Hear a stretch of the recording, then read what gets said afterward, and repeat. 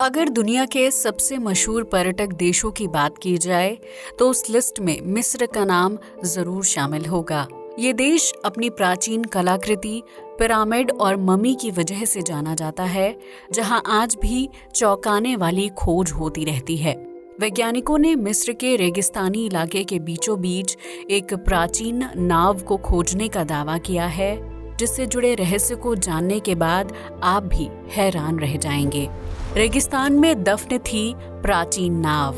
मिस्र की राजधानी कायरो से लगभग 550 किलोमीटर की दूरी पर अबाइडोस नाम का एक खूबसूरत सा शहर है, जिसके एक तरफ नाइल नदी बहती है तो वहीं दूसरी तरफ मीलों दूर तक फैला हुआ रेगिस्तान नजर आता है।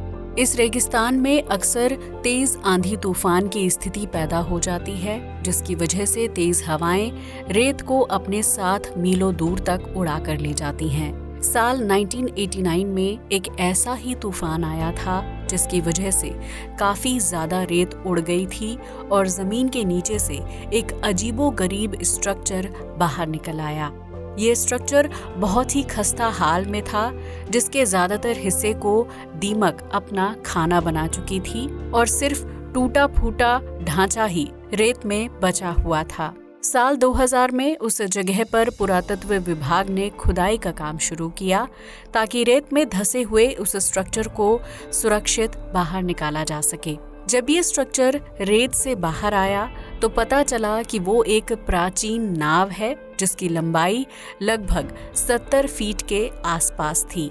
लेकिन रेगिस्तान में खुदाई का काम रुका नहीं था, इसलिए पुरातत्वविदों को एक के बाद एक कुल 14 नाव रेत के अंदर बरामद हुई थी। उन सभी नावों को एक लाइन में रखकर रेत के अंदर दफन किया गया था।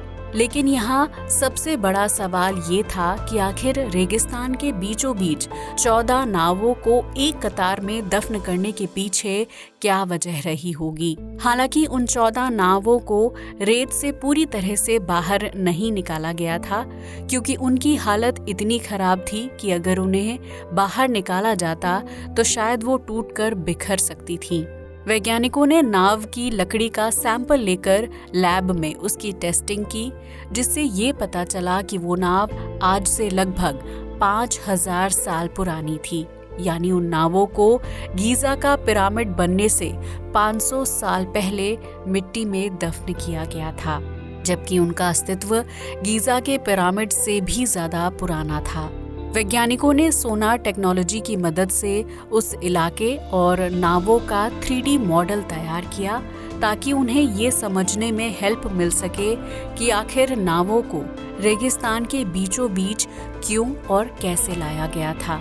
शुरुआत में वैज्ञानिकों को लग रहा था कि ये बोट्स नाइल नदी से ताल्लुक रखती होंगी और प्राचीन समय में ये जगह नदी का किनारा होगा, जो बीतते समय के साथ सूख गया और ये बोट्स रेत के तूफान की वजह से मिट्टी के अंदर धंस गई। लेकिन जब इस दावे पर रिसर्च की गई तो पता चला कि रेगिस्तान के उस हिस्से में कभी नाइल नदी बहती ही नहीं थी, तो उन बोट्स का किनारे पर खड़ा होना संभव नहीं है। जब 14 नावों को लेकर रिसर्च की गई तो पता चला कि वो प्राचीन मिस्र में इस्तेमाल होने वाली रोइंग वेसल्स थीं।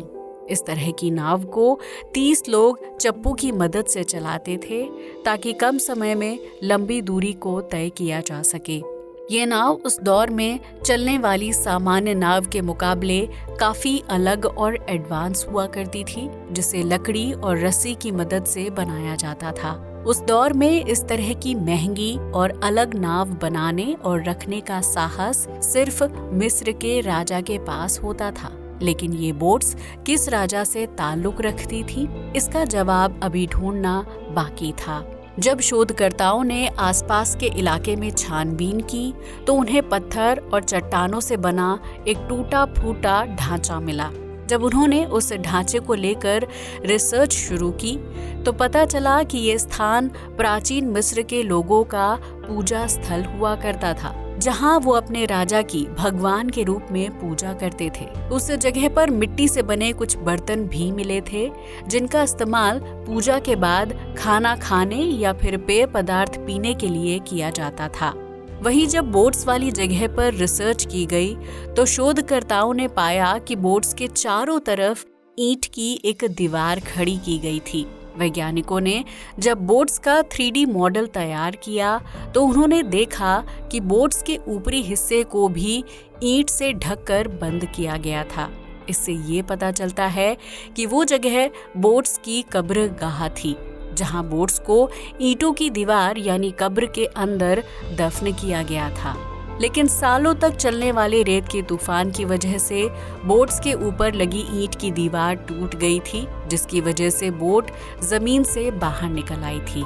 शोधकर्ताओं का मानना है कि जिस तरह प्राचीन मिस्र में राजा और उसके जरूरत के सामान को कब्र में दफन कर दिया जाता था और राजा के शव को ममी बनाकर रखा जाता था, ठीक उसी तरह इन प्राचीन नावों को भी शानो शौकत के साथ दफन किया जाता था।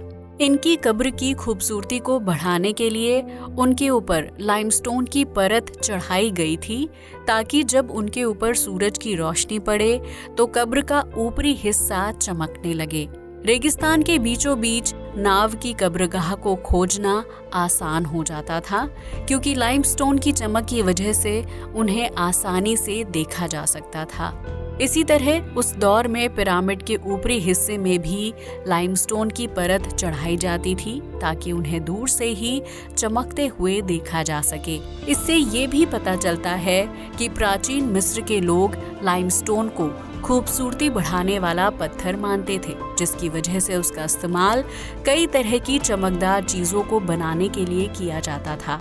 नावों की इस कब्रगाह से कुछ किलोमीटर की दूरी पर प्राचीन मिस्र के राजा की कब्रगाह है, जहां उनके शव के साथ उनके परिजनों, नौकरों और करीबी लोगों के शवों को दफन किया गया है। इसके साथ ही राजा के लिए कपड़े, बर्तन, खाने पीने का सामान और आराम करने की चीजें भी कब्रगाह में दफन हैं, क्योंकि प्राचीन मिस्र के लोग मृत्यु के बाद नए जीवन की शुरुआत पर यकीन करते हैं।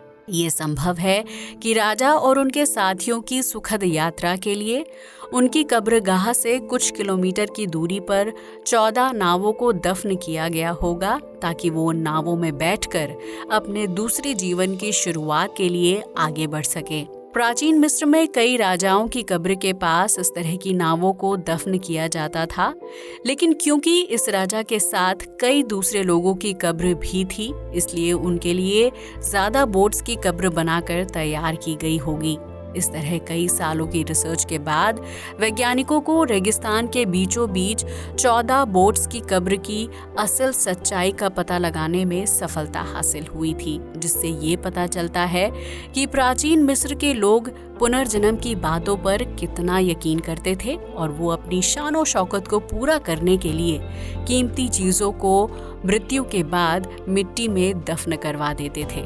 आज के लिए बस इतना ही। जय हिंद दोस्तों।